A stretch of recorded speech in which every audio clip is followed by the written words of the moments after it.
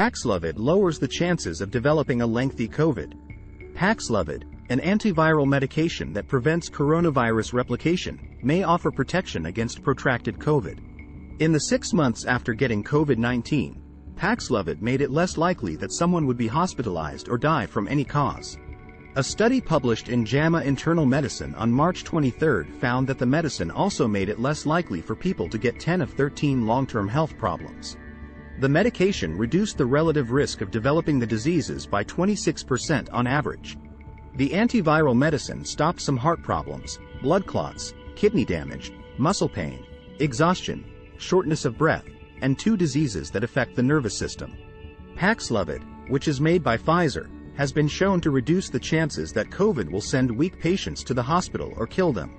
To evaluate the drug's long-term effects, the researchers discovered over 280,000 people with a positive COVID test and at least one risk factor for getting a serious illness in 2022.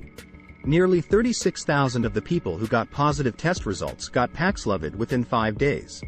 The medicine also reduced long-term COVID risk among unvaccinated patients, those who had 1 or 2 doses of vaccination, and those who had at least 1 booster injection. Some academics question whether the report adequately represents the length of COVID. For example, many patients with extended COVID report post-exercise malaise or excessive weariness. Yet there is no medical code for that ailment.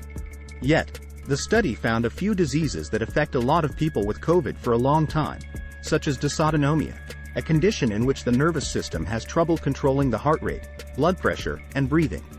Also, the huge number of people who took part in the study makes it easier for researchers to find effects that would be hard to find in smaller randomized control trials. Long-term COVID sufferers are mostly female. He does, however, defend the study's relevance to multiple populations.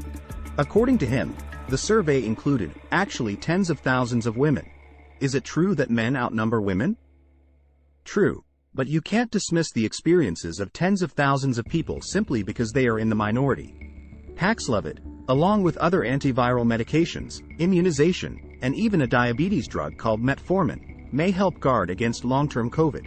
However, many patients who have taken Paxlovid continue to show up in long-term COVID clinics.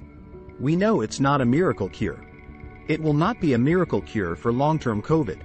It may be one of the things that can help or reduce the risk, but it will not entirely eliminate it. Thank you for viewing us on YouTube at News Today Reviews and at www.newstoday.nyc.